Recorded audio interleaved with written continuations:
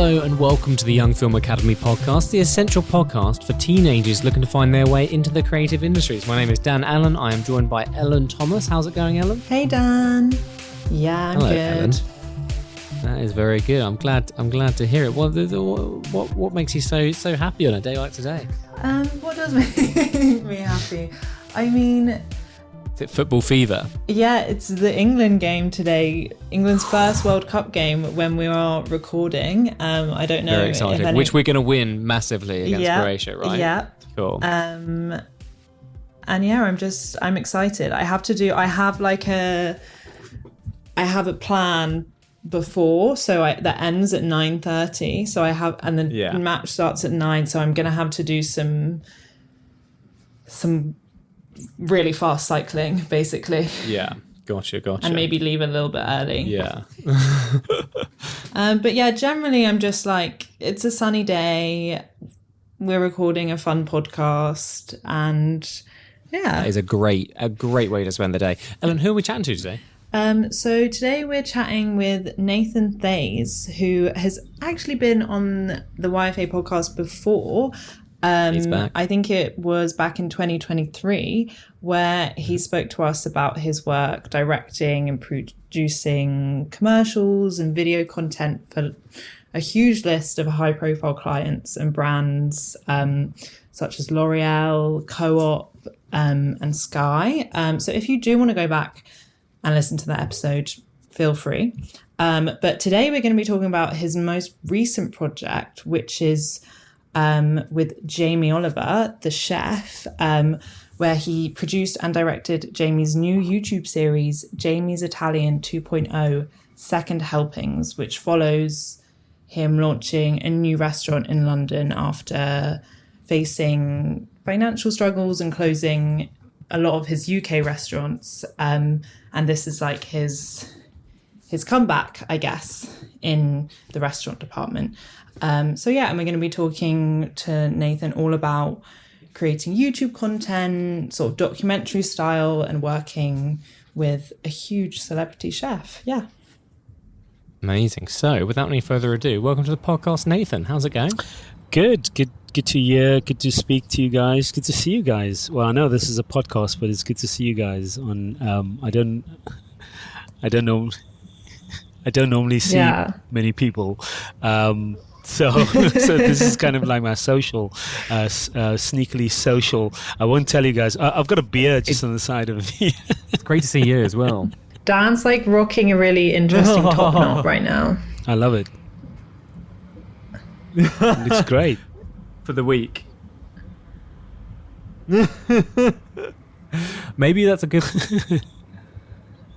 Yeah, no, thank you. Yeah, I suddenly, like, every angle I go, it looks sort of weird and different. And like a little bit, yeah, I guess. Here, the way the light's hitting it. It's the trick of the light, let's hope. Looks like I'm missing a load of hair here. I don't know. Are you seeing that as well, just the way it's reflecting? Whereas if I tilt back, it's sort of not. I don't know. Yeah. Let's hope, yeah. That one, I'm really losing all my hair.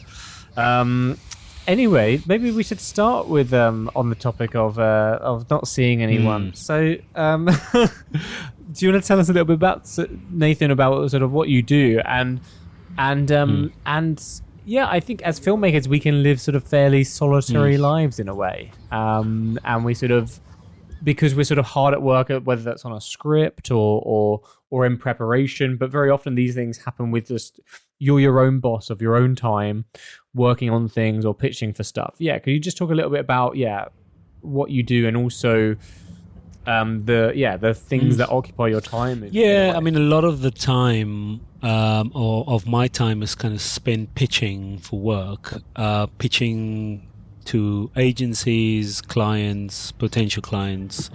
I don't do enough networking. I should actually. I might actually tomorrow. Tomorrow's the gala, Rain Dance Gala, so I'm going there. But it's good to, nice. Yeah, it is good to network, I guess. But yeah, a lot of the time is kind of writing, pitching, developing things, creating ideas. And it does sound slightly a bourgeois sort of, but but yeah, if you want to get the right work and the right jobs, you've got to put yourself out there to the right clients, and you've got to pitch. And then what that means is like kind of developing creative decks and just getting to know what they want really. So a lot of the time I'm working on commercials. Like I said, I just did commercial for Sky, and prior that I did a campaign for Yorkshire Tea, which is great. That was funny. It was funny as well as the content was funny. It was very interesting. I'll show you guys that. And then I spent 4 months with Jamie Oliver, which was great. Sort of working closely with him and developing an idea or ideas to create a YouTube series for him. So yeah, a lot of the time it's kind of coming up with ideas, but when I say ideas, it's like solid ideas. You can't just come up with anything, you know. I mean, Jamie Oliver's, although he's a Star Wars fan, but creating a Star Wars episode with Jamie Oliver just wouldn't work. So you kind of want to make something that's relevant, because he's a chef and he works with food. So you want to pitch something that is relevant to his kind of his niche, really. Is what I tend to do, and then kind of I just nudge people like, hey, would this be interesting? What do you think? Let's do a project together. And 90% of the time they say no. a huge part of it. So I'm kind of used to rejections as well, and then dealing with that during the time that you're not filming is kind of what I'm doing a lot of the time. Yeah. And when you're pitching to clients, like how much information do you have before you pitch? Like, are you given with Jamie Oliver, for example, were they like, we're looking for a new YouTube, like someone to direct a new YouTube series, it needs to like hit these things? Yeah. Is that kind of how it works? Yeah, I mean, I'll tell you how it works, and I'll tell you what happened. Yeah, how it normally works is that clients will come in with a brief. They'll be like, look, we have this campaign. Let's call it a summer campaign. Very simply, summer campaign. We want to feature our baked beans in the summer, and we want to sell more baked beans during the summer. That could entail a certain celebrity that they want involved with, that they already have connections with, or you come up with some suggestions. A lot of the time you're working with the marketing team because they already know like the algorithms of like what's going to work for how, where the baked bean sells well, and, what demographics, all of that sort of stuff. They come with all kinds of like analytics stuff and the social team. So you're kind of working with them. And then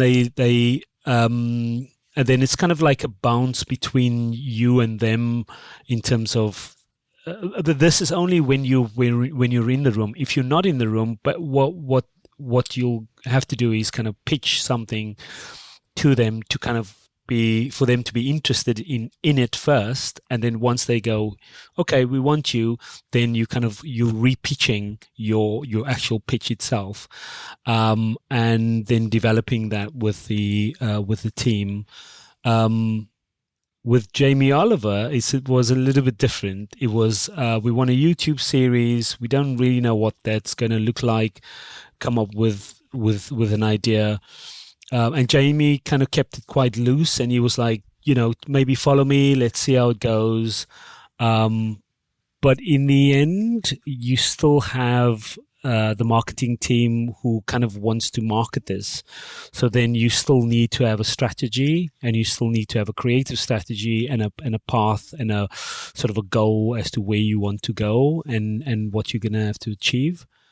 So from there, what I did was I looked at the history of Jamie Oliver. I looked at where he's at the moment, what he's busy doing at the moment, and then I kind of came up with something. And interestingly, a I'll just talk a little bit about him.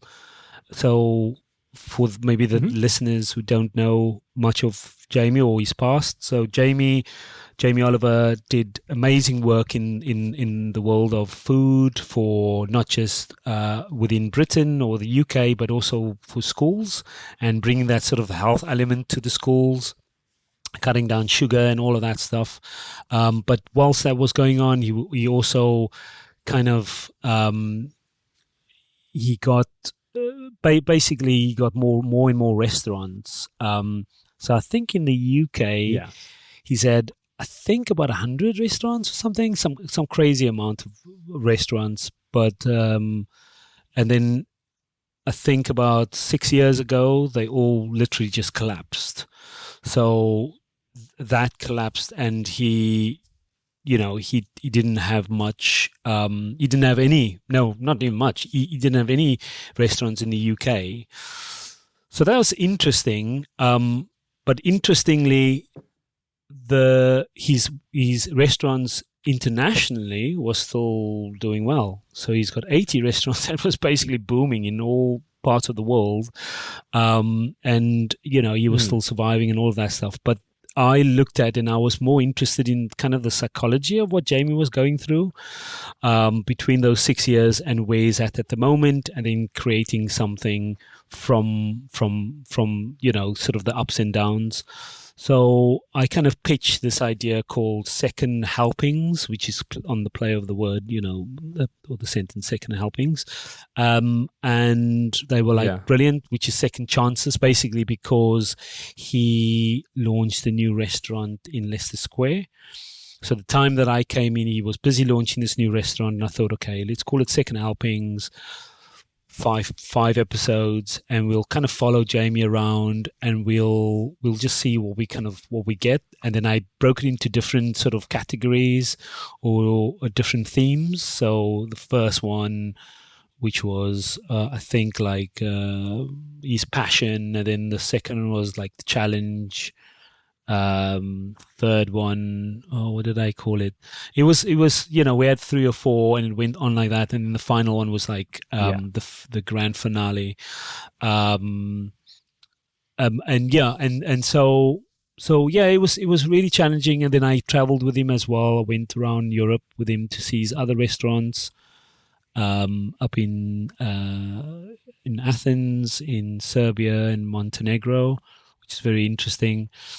And the person who booked the flights literally put myself and Jamie next to each other. So it was quite intense, because you're sitting with this wow. this heavyweight of a celebrity, and he's got a wealth of knowledge. Yeah. And, he's with Nathan, and I don't know anything.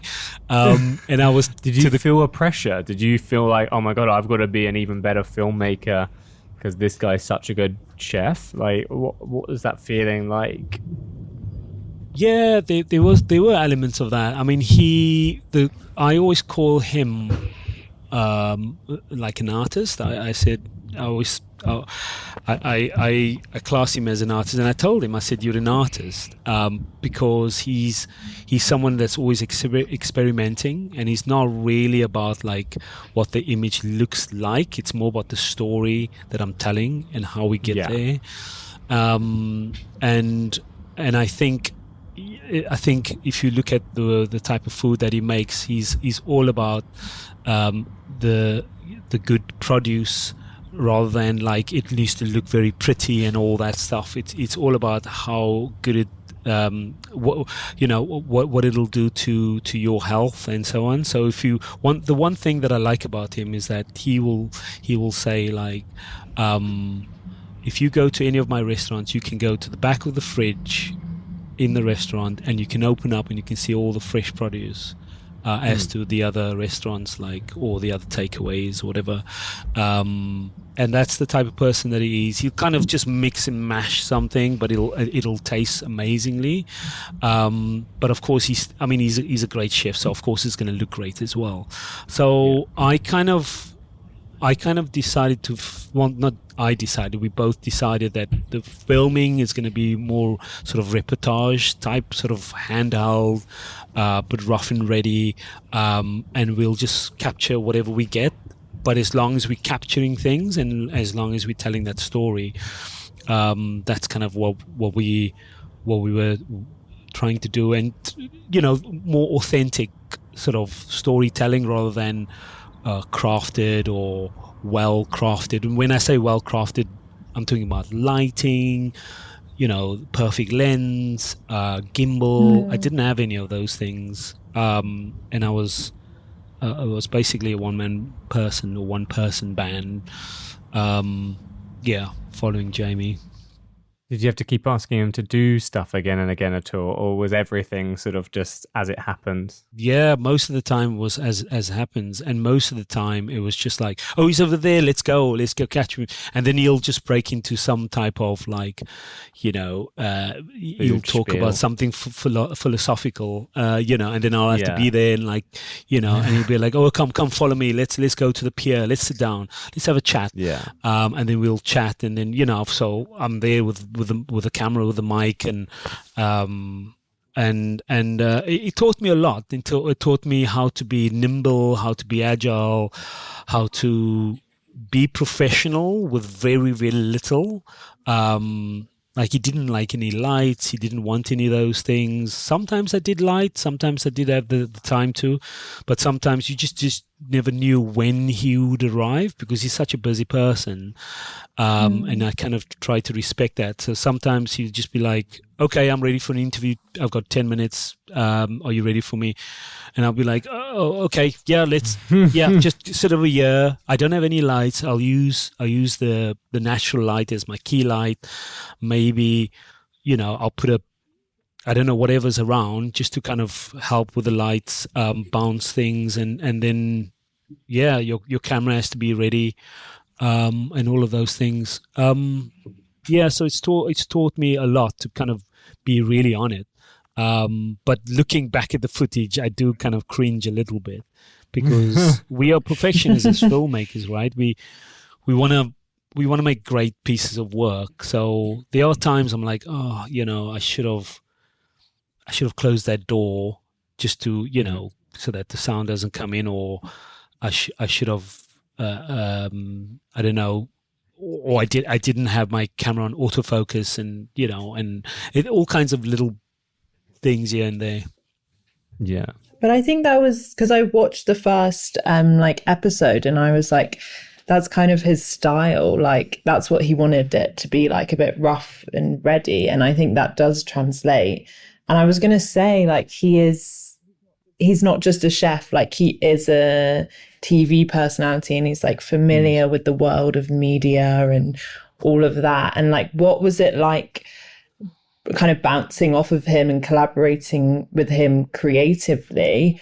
Like, did you feel you're following his lead, or like how did that push and pull kind of work with him? Yeah, I think we gelled. It worked quite well. I mean, I took some ideas from him. He took some ideas from me. Sometimes he was leading, and sometimes I was leading. And that's just how it went. It was trickier when we were in other parts of the world because he's like a mega superstar when he's in. When he's in Serbia or in Montenegro, like when we landed there, like there's loads of people, like I'm talking about hundreds of people around him, and he'll be like, all right, Nathan, just act as if you're filming me, let's get out of here. Or I'd need him to do a couple of things, and we're like, okay, Jamie, come with me, and then and just have a look at the camera, smile, okay, all right, and let's go out. So there was an accepted push and pull. It was like a gentle, but respected. And have you ever experienced that before, like being with someone who's super famous and you're like getting approached by people and you're having to do your job and film them? Yes, I worked with a few famous celebs like Dame Helen Mirren. I made a commercial with her. I made something with Big Zoo over a few days. Big Zoo. He's a big personality. We were in Peckham, and we were doing a sort of a social campaign for Co-op. It was Co-op's Christmas campaign that they didn't want to do any TV. So they wanted to spend the money on the socials and spend the money within the community. And so that means Big Zoo is walking around in the community. And so you had all these kids, you had all these people, and I'm filming him, and we had other filmmakers. And so you still need that level of professionalism because of the sound and all that.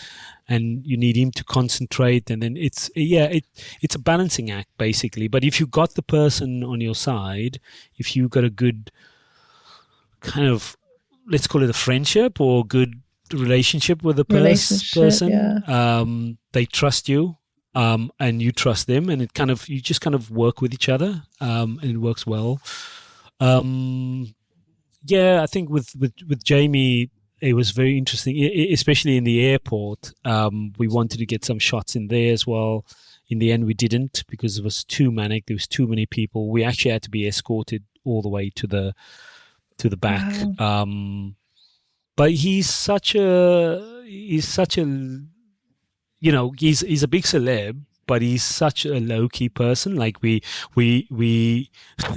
traveled on Jet2 flights or whatever. What's the company called? Jet2.com. Like EasyJet. Yeah, like EasyJet. Darling, hold my hand. We were on EasyJet, man. We were on EasyJet. Yeah. And to all the different countries, he didn't want us to, be in a special plane or business sort of like. He wanted us to kind of just be normal people, or he wanted to be be a normal person. Did you have dinners with Jamie over at different restaurants and stuff? Everything. What was that like? Because I don't know about you, I don't know if I'd feel comfortable sharing my opinion on what we just ate with Jamie Oliver there. I'd just have to be like, what did you think about the meal, Jamie? Do you know what I mean? I'd feel like I have nothing to contribute. I think what is interesting is that, firstly, like I said, we were hosted by these restaurant owners. So, because basically we were the restaurant owners were also investors of Jamie and so on. So, but to be honest with you, like, I'm not going to lie to you, the food was absolutely amazing. Like, we went to we went to amazing restaurants, like out in a pier, and the fish was just like, everything was just absolutely amazing. I think he'd probably be honest and truthful about it, because that's just the type of person that he is. I was slightly reserved because I'm also working. He's not, we there's still like we say, yes, okay, he has that. We have a certain relationship, but it's kind of his show, and so I'm kind of, I don't, in some ways, I kind of need to respect that line. And, if I did have an opinion, it was fine to share it, because that's just how Jamie is. He's such a cool guy. He's one of the most down to earth celebrities I've ever worked with, and he treats everybody else like that as well. Like, he's very approachable. So if you had an opinion, you could share it. And we did have opinions, because we spent a lot of time with him, not just on the airport or in planes, but also in taxis, having dinners, having breakfast. He was just one of the crew, and that's how he wanted to be treated as. Yeah. So in the mornings we'd rock up, and then, from the hotel, there's a table there. He'd want us to sit there with him. Yeah. At first I was like, should I be in that corner? And he was like, no, you're part of, you're part of the team. So that was cool, and that was interesting. Like, I sit over there with my long lens. Yeah, exactly. Just Well, zoom in on you guys. because they also had meetings, the executives, they have meetings in the mornings, and he was like, no, sitting with the meetings. I was like, really? You want me to sit, so...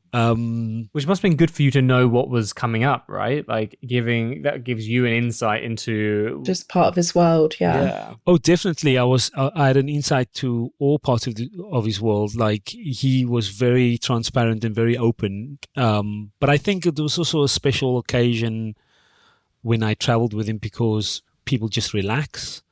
When we were in the UK, I wasn't really much with him. I had moments with him. So his PA would say, Nathan, Jamie's going to be at the restaurant at 1:00.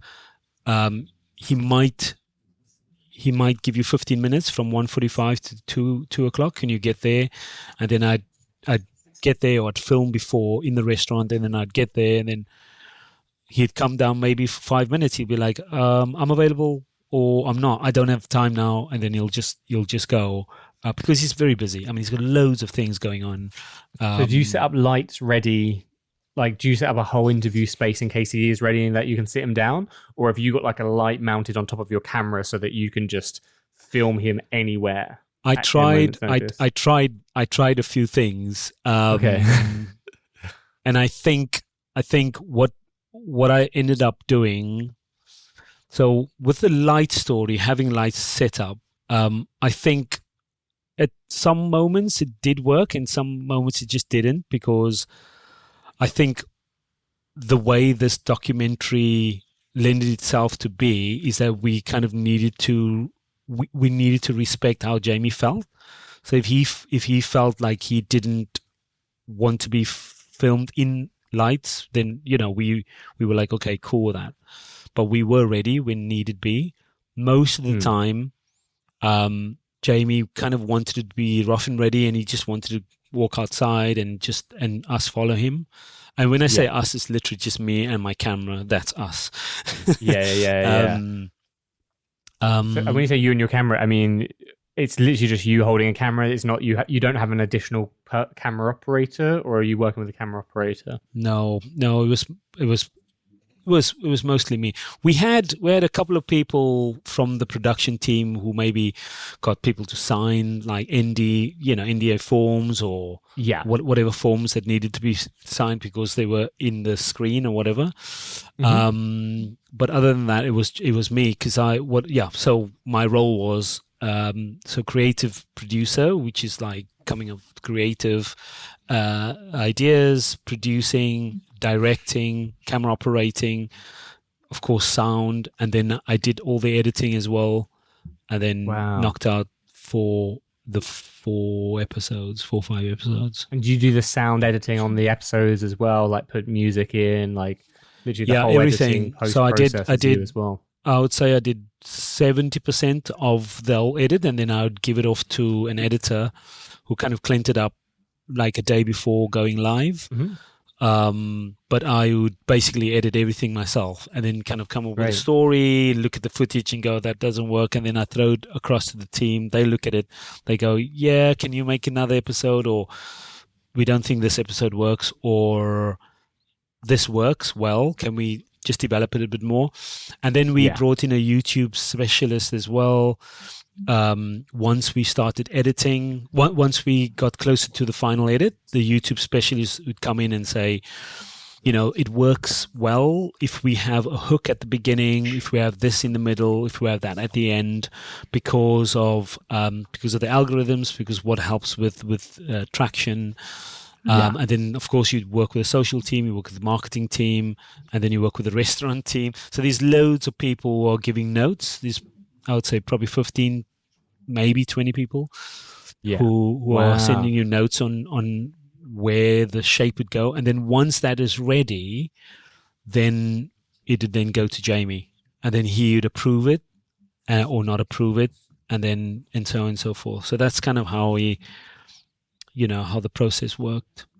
Yeah. And when you started, so when you pitched it and when you started filming, did you have an idea of these episode structures, or was it what you just filmed everything and then you looked at your footage and you were like, okay, I think it's going to fit in this way? It's a bit of both, because so we started filming, like whenever Jamie was around, we just started filming. Yeah. And then as we were filming, or as I was filming over the weeks, I pitched some ideas to the PR team, because the PR team, of course, they have their own agenda, and the marketing have their agenda, and the social team. So everybody has their own agenda. So they will have meetings, and they'll go, yeah, that kind of works. We're not sure, blah, blah, blah.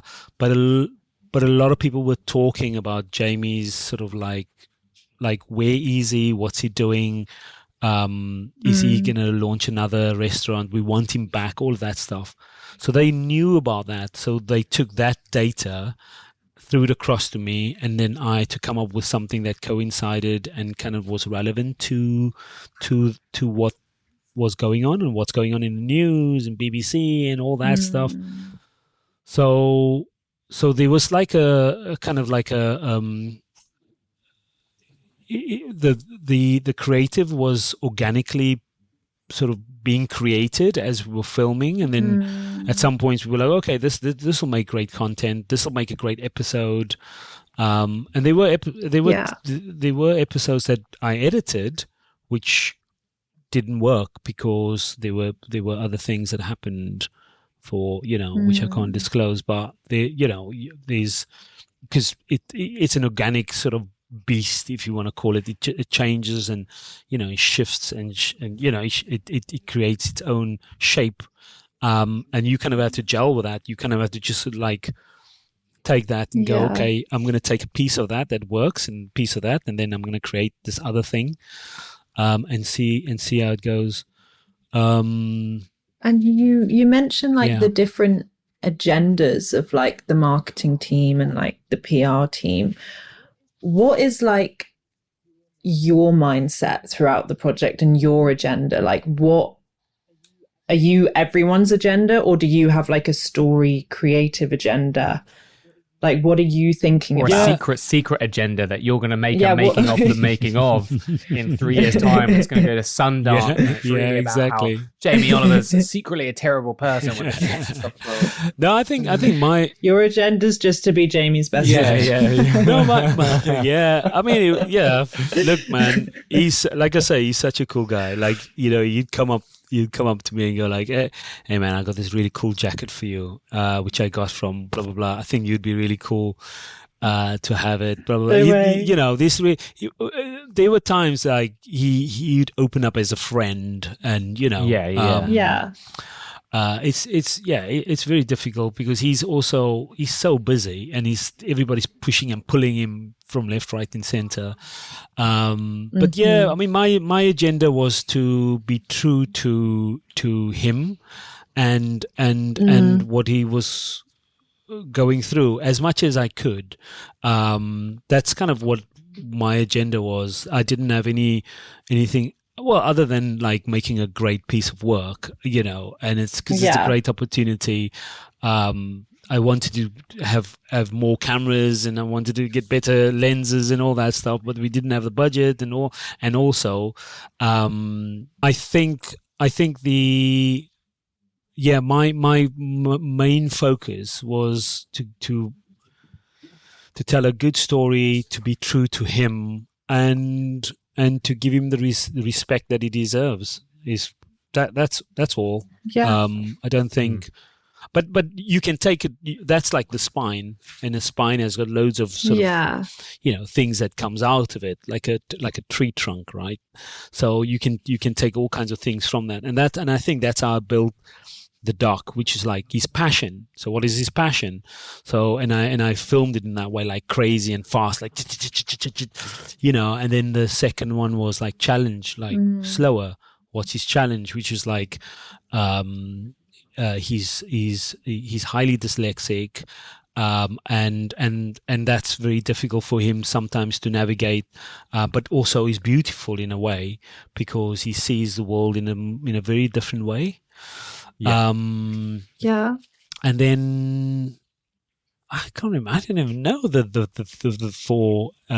What was the other one? The last one was just the final chapter, I think, right? Well, the final chapter was higher risks. Is it high risks? I think the third one was high risk, and then I think Challenge the fourth and one, passion. yeah, the fourth one was the finale, which was kind of like, how he feels about the opening of his restaurant. But I didn't want this to be what I didn't want. I didn't want this to be a documentary on like the restaurant. I didn't want it to be about the restaurant because the restaurant itself is a shell. The restaurant's a metaphor. It's a metaphor, and I wanted it to be more about the person who has the passion, like his dad says, like he's this boxer who I don't think it's in the doc. I think we cut it out, but his dad said something like, Jamie's like a boxer who has been defeated, but he comes back because he's one of those, with a passion, and he wants to kind of like, he wants to prove people that he can do it. And that's the Jamie that I was trying to capture. Yeah. I love that. So the process of that from sort of start to finish, obviously it sounds like you pitched those different episodes in advance. I know you said that some episodes didn't sort of see it all the way through. Was there originally going to be more episodes, less episodes, or did you just sort of change the meaning of some of the episodes? Yeah, there was supposed to be like 5, but we ended up with 4. Where there was something with one of the episodes, but then we just changed it to 4 episodes, which is fine. And also because of the budget, they had a certain amount of budget for me, and I only came in as a contractor really. I came in for 4 months, and then they pushed it for another month, which was great. And then but during that time, which was also great, they got me to do some stuff for Channel 4, so I did infomercials for them as well. So you'll see some of the great. Where Jamie's like talking on TV and saying things like, watch my show at 6:00 or whatever, or I've got my new book coming out, and this was all for Channel 4. So again, I did that all on my own, like, camera and, but there were lights, of course, because he has a production team as well. He has a lot going on. He's got a massive production team who does all his TV stuff. It's incredible. And he's got this massive studio in his house, or it's not a farm, but it's like his estate in Essex. Massive. You come in there, it's like Hollywood.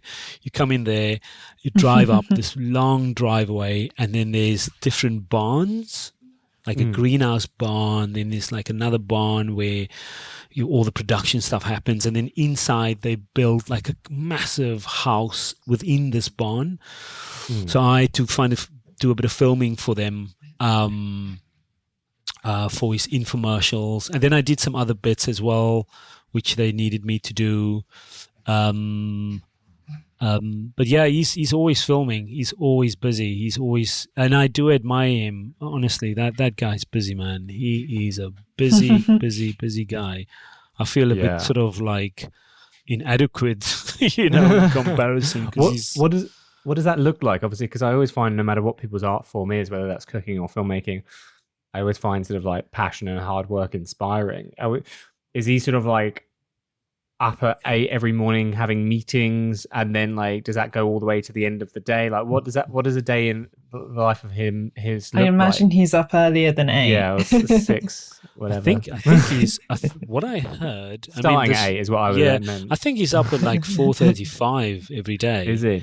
Wow. And then he's got his routines and stuff. He does all kinds of things, of course. And then he's in the office, and then he's got his meetings. And you can imagine, like, if you've got 80 restaurants, and he got a couple, now he's got 2 in London. And of course, he's got his TV show running. He's got commercials. He's got book launch. I think he launches 2 books a year or something. He's got over 30 books or something crazy. So this year, I think they launched 2 books. The barbecue book just came out. So he's a busy guy, and he's got his team of people. He's got the restaurant team, the marketing team, social media team. He's got his TV production team. He's got his food team. There's probably like, I would say 8, maybe even 10 different teams of people who are kind of getting information. And he is so meticulous. He's amazing. He comes in there, and every detail, you can show him something and he'll pick out details like this, which each team have maybe been working on for 3 months, and he'll just pick it up like that. And it's incredible the amount of like sharp focus he has. Even with me, we were filming, and then he was like, is this light okay? Because I just saw the cloud just went by, and I was like, yeah, Jamie. But in my head, it's also like, I can't do anything else because I don't have any lights. So I'm just like, let's just roll, bro. Let's just go. But he picks up everything, in that and to clothing, to just anything, any little detail. He's very good and very sharp. And I think I wanted to capture more of that of him, we had to. Not everything's made the edit, or the edit, but yeah, he's an incredible human being. I don't think a lot of people know how incredible he is. I actually think he should have gotten, or should get, a knighthood for all the, and because do you know? I'm surprised he doesn't have one. Yeah, do you guys know of the 15? The restaurant 15, or no, I don't actually know. I've heard of it. Yeah, amazing. He spent 17 years. Imagine 17 years on helping young people from disadvantaged backgrounds, or who were in prison or whatever. He spent £1 million a year of his own money, with no profit, taking no money back, no profit back, every year for 17 years, working on these kids to get them skills, like chef skills, making them Michelin star chefs. And today, like hundreds and hundreds of them are now Michelin star chefs. Imagine kids from... Wow. Incredible. People don't talk about this enough. That itself is a documentary. Yeah, that's the beauty of Jamie, man. Like he works so hard on trying to elevate other people, and he should have had a knighthood. Yeah, I mean, not that he cares. He doesn't care about it. He's like, I've got work to do. I've got work to do. I did 17. Imagine 17 million pounds with not getting a cent back, and he calls it's in the final episode. He calls those people his profit. That's it. You just, whatever you've done is my profit. Wow. Yeah. I wonder if you could talk a little bit about sort of like how this as a process, because it sounds like such an amazing experience, and like, spending it with such a cool person as well. How does that compare to the other types of commissions or things you've pitched for? Like, this sounds fairly collaborative, or was it fairly? It was clear. It was clear what sort of what you're going to be doing from the start. Like, compared to like a normal, quite like documentary style. How does the process? Sorry, what's your last sentence there, Dan? I was saying compared to a more classic commercial. Yeah. How did it compare? Yeah, I mean, firstly, every brand has an agenda. Like I said, they all have analytics and stats and data that comes from their marketing team, their research team, and so on. And then from that data, they then bring the creatives to develop something and to create something that can be aligned with that, and then can help elevate the brand. Yeah, that's kind of how, generally speaking, how it works. With this one, it wasn't like that. It was so organic. It was all about let's just see where this goes, and gave me a creative freedom of creating something that I'm passionate about, is storytelling of the psychology of people. That's kind of what I love doing. I love digging deep into what's going in the mind of somebody, and how they are getting over certain situations, challenges, whatever that is. And that it's not just me filming that, but it enriches my life, because I'm seeing how passionate they are about something, and how, and then I kind of reflected and look at myself and like, what am I doing? There's a very interesting quote. I don't really want to, because we filmed Hackney Dave, which is one of the other episodes with CMAT, and Hackney Dave says, there is swearing in it, but I won't swear. He says, stop around and do the things that you love doing. And this is Jamie. He's just doing the things that he loves doing. He's also surrounding him around people who are doing the things that they love doing. And I kind of like, it rubs off you, right?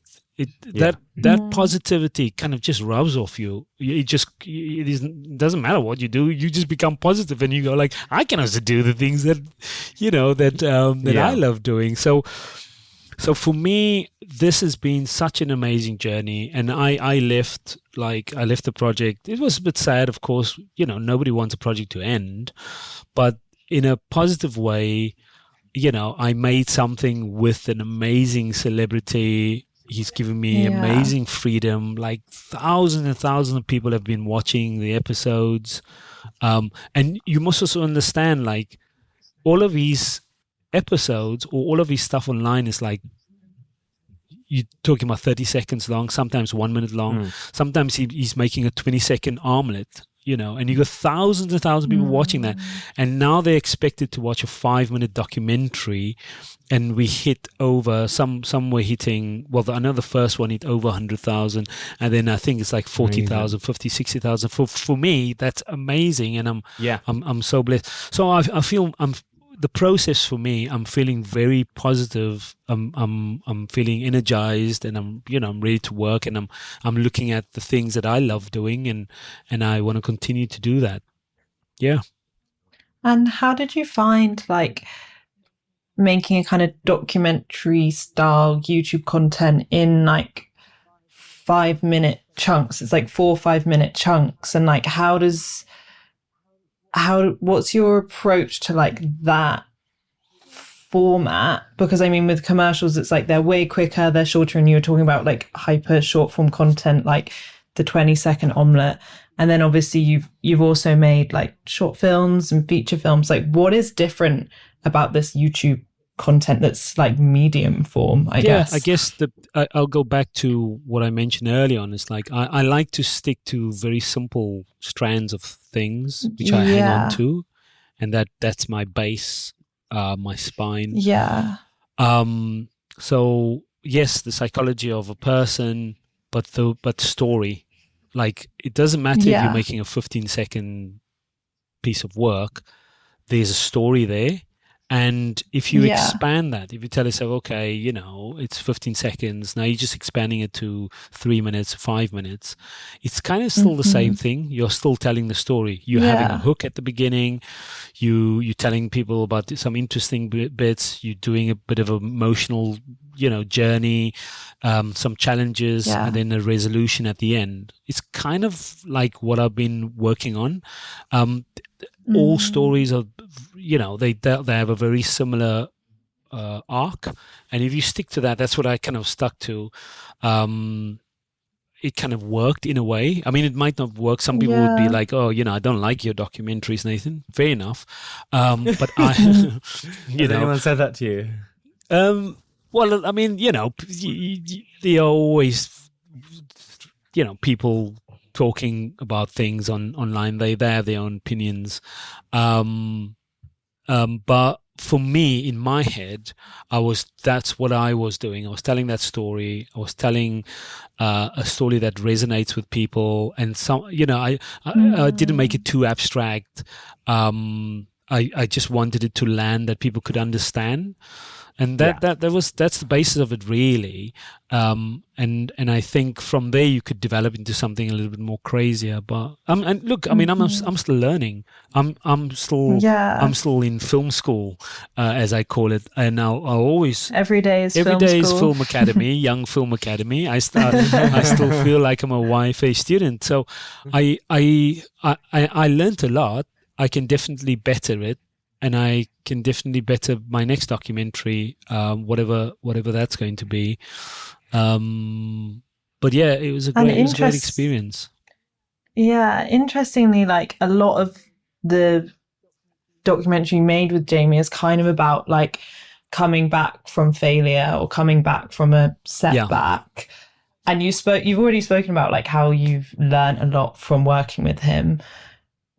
But I think it's also relevant to like our listeners, like starting out in an industry where you experience a lot of failure. Like, what did the experience teach you about coming back from setbacks? Yeah.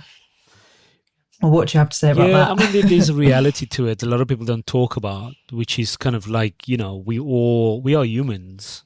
I mean, thank goodness. I don't want to say thank God, but thank goodness we are human beings. And there's a moment where I think we need to reflect when things are hard, and maybe take stock, look at like what has just happened, but not to reflect too much. I think there's a moment where you kind of need to get on with things and go, okay, let's get on with this and then move forward. It's that great speech of Rocky 6, where he tells that guy, that speech? It's not how many times you get knocked down, it's how many times you get up and move forward. That's kind of like, that's how I feel. It's how many times you move forward, how many times you get up and move forward. But you have to kind of reflect, because we are humans, and we have to kind of take stock. But I do. I don't know if this is maybe too mature for this channel because of our young listeners, but I think sometimes having the challenges and having been, knocked down, if you want to call it, is a positive, because you're learning so much more from your failures than your wins.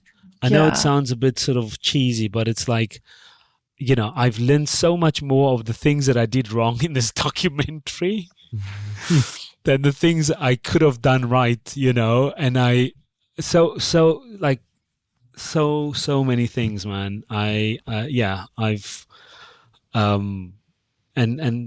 so I do embrace failure in a positive way, in a weird way. Yeah. In a weird positive way. It teaches you more than your successes do, right? Like, it's sometimes hard to put a finger on exactly why a project succeeded. It could be a myriad of things, but I think the lessons stick more, perhaps, if they're, and also you have to take something positive away from any failure, I think. Otherwise it's just pain for the sake of pain, which is not very fun at all. Have you been able to use the series to, like, as a foundation to pitch for other things with other people?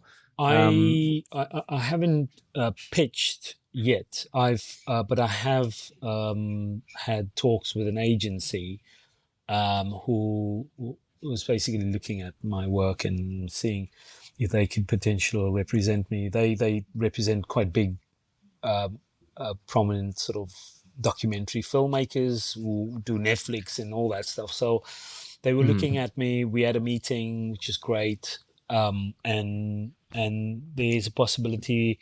There are conversations, and that happened last week, which is great. I was even lucky to just get into the room with this agency, and I've got another meeting next week with a producer who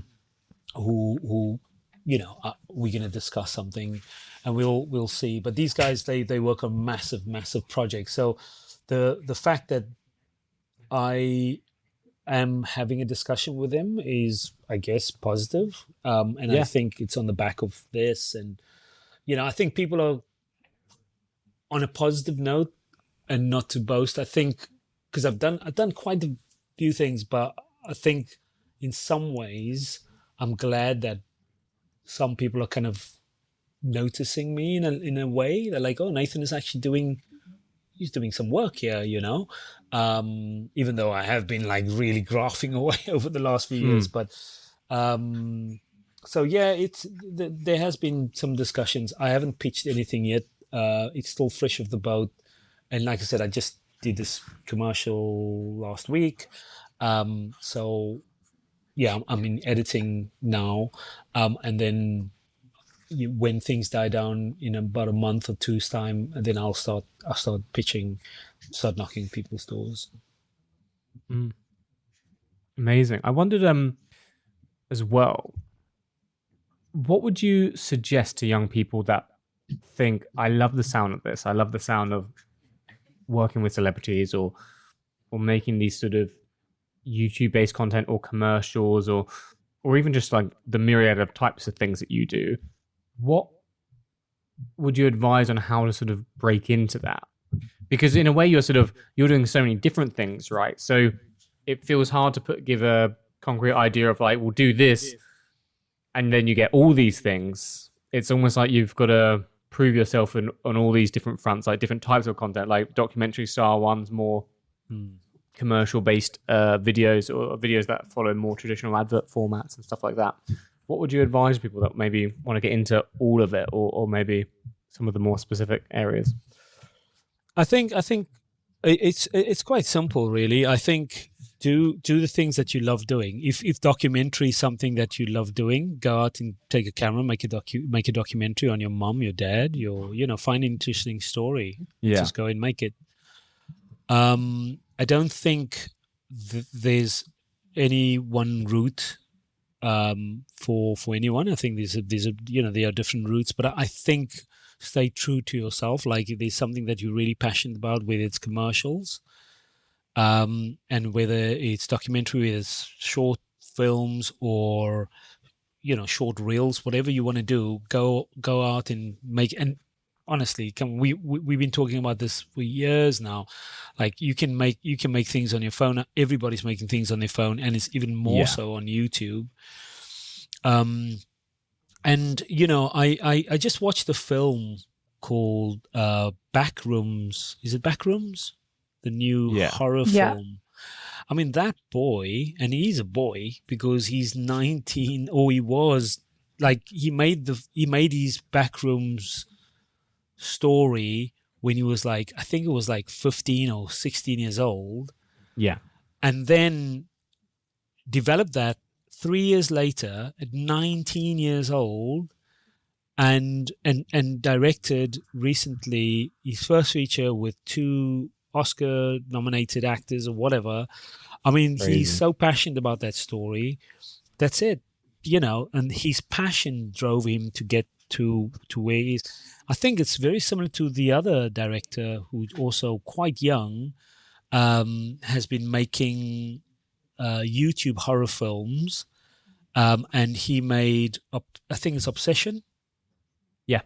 Yeah, those are Sorry, the two big ones at the moment. Two big ones who made their films through YouTube and through their passions, So I don't think there's any way, like listen to bits of what I'm saying, to what Dan's saying, to Alan, to whoever, but I think stay true to what you want to make and who you are.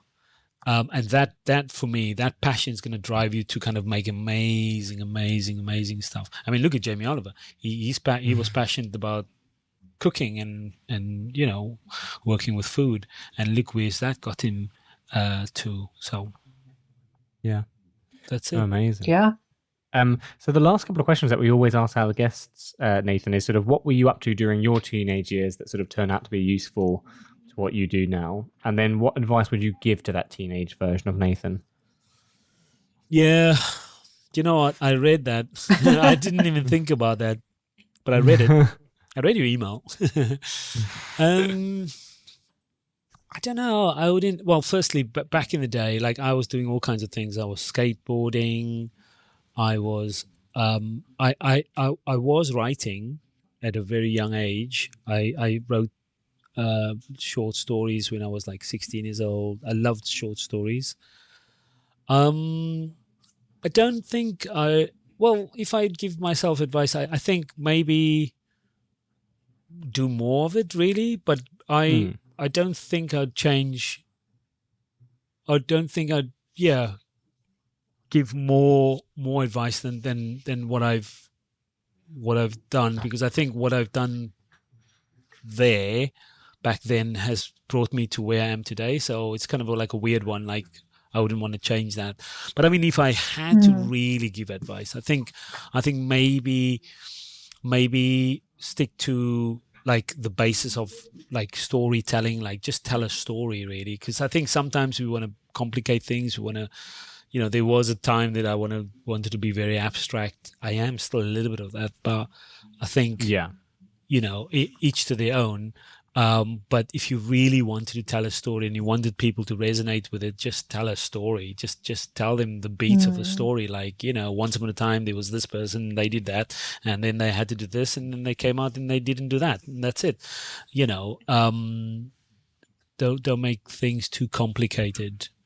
Life is complicated itself. It's almost like not letting form get in the way of telling a good story. Just tell the I think tell the darn story. Exactly, because there's loads of things that can kind of sway you off and segue you off, right? Which is like software. This is a simple thing. Like people are like, oh, you need to be on Final Draft, or you need to be on this. No, you don't. You just need a pen and a pencil and a pad. You just need to start writing. And maybe talk to your mum about it. Tell your mum the story, and if your mum goes, "Oh, I don't understand what the story is," then develop it. It's very simple stuff that we don't. It's very hard to actually get right. It's the simple stuff that's hard to get right. And I think, that's probably would be my advice, which is kind of like just tell the story and be true to yourself. Amazing. Nathan, that was great advice. Thank you so much for your time and your wisdom. I'm not good at this. I just... No. It was excellent. But it was a real pleasure, guys. Thank you so much. And thank you so to much, kind of help Nathan. these guys, I think, you guys are doing great work.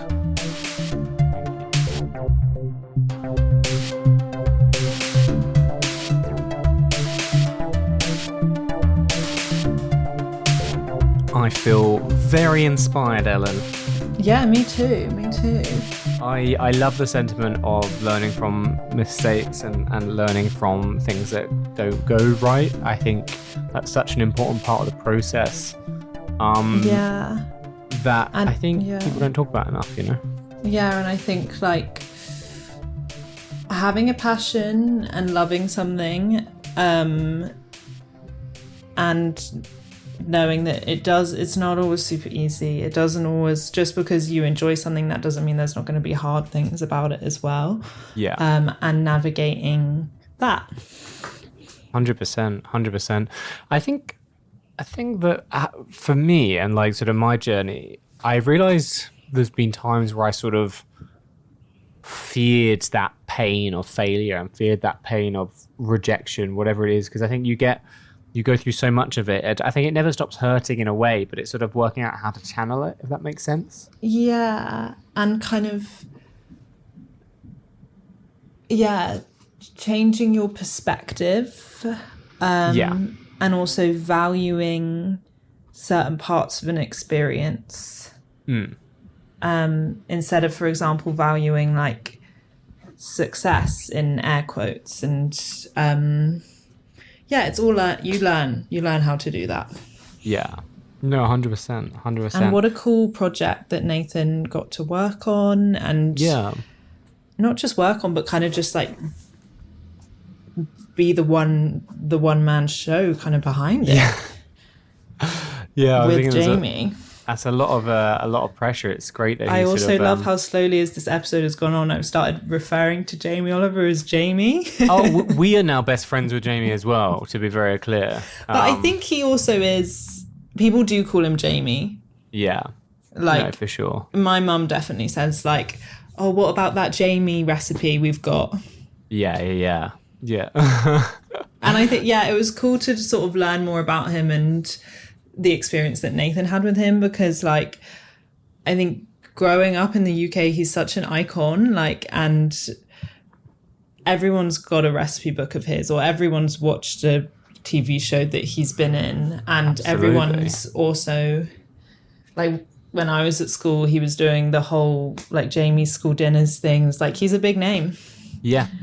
No, absolutely. No, I think, my mum definitely has a few books. I think my first cookbook as well was a Jamie Oliver one as well. I wonder who he is to, like, this generation of young people. Yeah. Because we might be sounding really ancient right now. Yeah, maybe we do. Let us know. Yeah, down in the comments if you're listening on YouTube.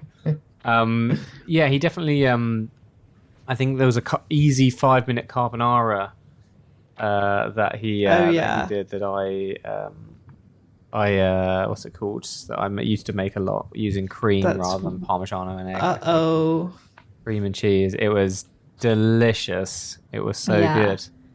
And just so cool hearing about that space of, like, content creation and brands and marketing, and how storytelling is such a crucial part of that. Yeah, 100%. No, massive part of it. Sorry, I just keep thinking about Nathan on a plane next to Jamie Oliver, just cruising with zero leg room on EasyJet and stuff, which is crazy to think. But no, cool project, and we can't wait to see what Nathan does next, either in that space or in a different space, because he works in a lot of different areas. So very cool. Well, Ellen, thank you for joining me. Thank you for joining me. A really lovely episode as always, and thanks to Nathan, and we'll see you guys soon on a future episode. Take care.